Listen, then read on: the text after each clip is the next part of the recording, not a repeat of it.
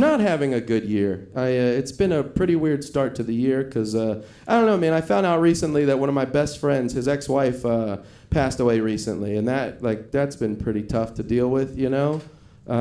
Because, I knew her personally, you know, and it made national news, and that was, a weird thing that I had to deal with, you know?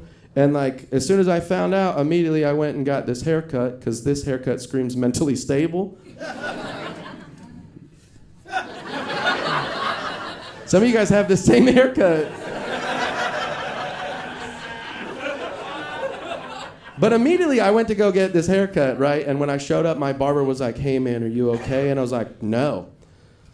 I just want to go home, do mushrooms, and think about life." And he was like, "Why don't you just do mushrooms here?"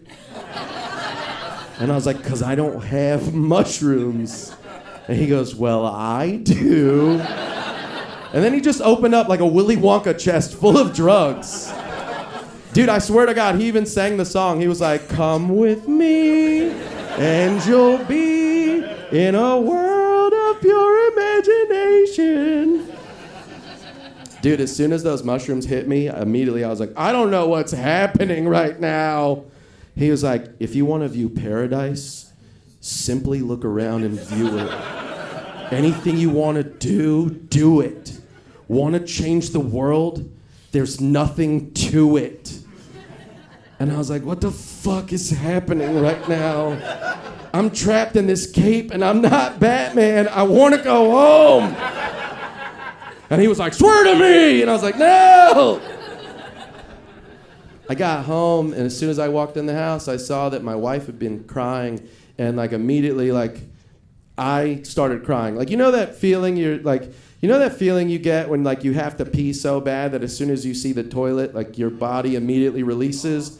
That's what happened to me in that moment. My wife was my toilet, and that sounds bad. I had to emotionally release on her. All right, that sounds worse. But I was just sitting there, crying. We were crying together for what felt like forever, and in the middle of me, crying, my wife was like, "Hey, I have to pee." And I was like, "That's what I'm doing right now, emotionally, but from my face. My tears are my pee." And she just shut the bathroom door slowly in my face. But while I was standing there in the hallway crying, my son came out of his room and he saw me crying in the hallway, and he saw his father crying for the first time ever, and immediately we made eye contact, and he went whiter than I've ever seen him because he saw his dad cry for the first time, and it fucked him up. And my son ran up to me and he grabbed me, and immediately he just started holding me harder than he's ever held me before. And it messed me up in that moment because I was sitting there and I had to think about what would happen to my son if something like that happened to me, what would I do if that happened to me? And I started thinking about it, and I was thinking about my friend's kid who now has no father and no mother. And then I realized that my son came out of his room naked. And immediately I was like, why is he naked right now? I was like, he's 11 years old. He should be in his jammies right now. I'm 36, dude. I wish I was in my jammies right now, dude.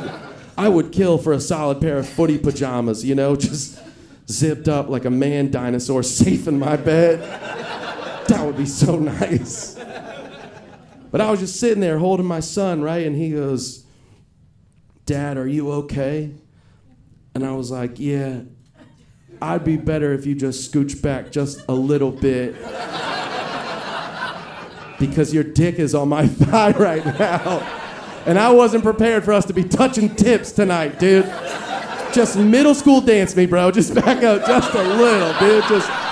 Just you, me, and the Lord between us. Just back up just a little bit, dude. He goes, "Oh yeah, my bad." And he goes, "All right, well, I'm gonna try to go back to sleep. You think you can keep it down out here?" And I was like, "Yes, sir, I'll try to keep it down." As soon as he goes to lay down, my wife opens the bathroom door and looks at me and she goes, "I know I was in there for a long time. That was not a 2. That was just a 1. I just wanted to give you guys your moment. And I was like, okay, I didn't think you were shitting, but thanks for clarifying. She goes, well, do you feel any better now? And I was like, I think so, but I really wasn't expecting to bring up that whole like not having a dad thing. And she was like, yeah, what was that about? And I was like, I don't know. I think that was the mushrooms talking. She was like, you did mushrooms and drove home? And I was like, no, you're not listening. I did mushrooms earlier. Then I drove home. It's different, dude. You're listening, but you're not hearing me, okay? You're not. Keep up, dude. But that's the thing, right? Like it took all of 48 hours for the internet to do what the internet does, and they found Renee's entire Venmo history, and they found every transaction that she's ever made on Venmo, and they found out that in October of 2020, she paid Nick DeLorenzo $20 for terrorism, and that's me. That's not good. Because here's the thing, right? I've never been more happy to have a stage name in my entire life, because I go by Nick D's because I'm nuts. That's how that works. But that was, you know what I mean, 2020, that was a funny haha in 2020, you know, because I knew her back then. I knew her as the wife of a comedian, not a headline. I knew her as a person, you know? And like, it's not a funny haha a week after she's killed, I can tell you that. Because immediately...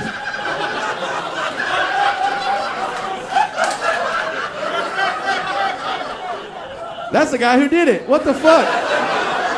Beat his ass, dude. Kill that guy.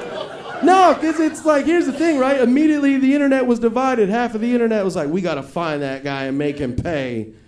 She put terrorism, so he has to be a terrorist. So it is written, so shall it be, okay? Because you can't just type terrorism all willy-nilly like the president, because...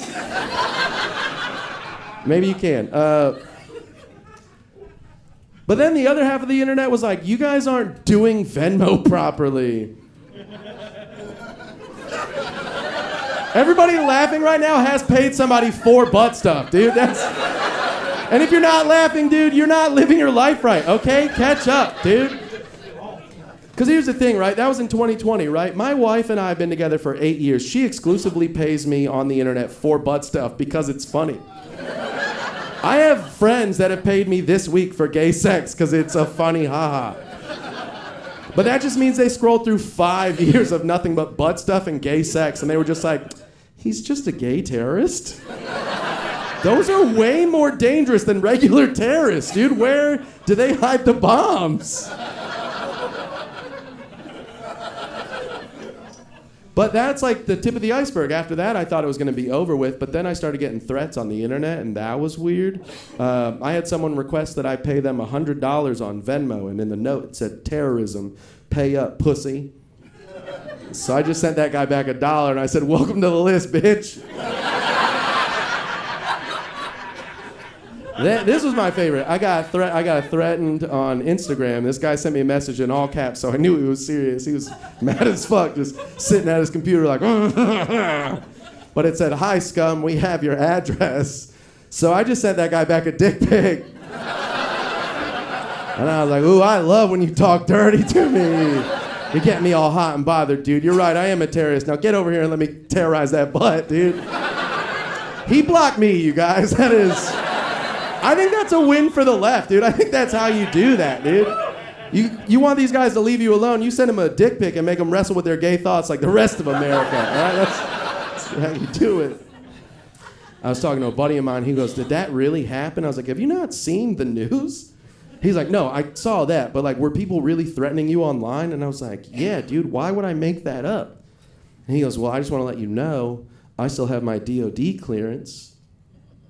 I could get you their addresses. How do you feel about a little counterterrorism? And I was like, honestly, I feel pretty good about it. And I just want to say, Jeremy Leonard of 807 West Vine Street, Kissimmee, Florida, if you're out there, buddy, and I know you are, checkmate, bitch. I'll see you on Monday.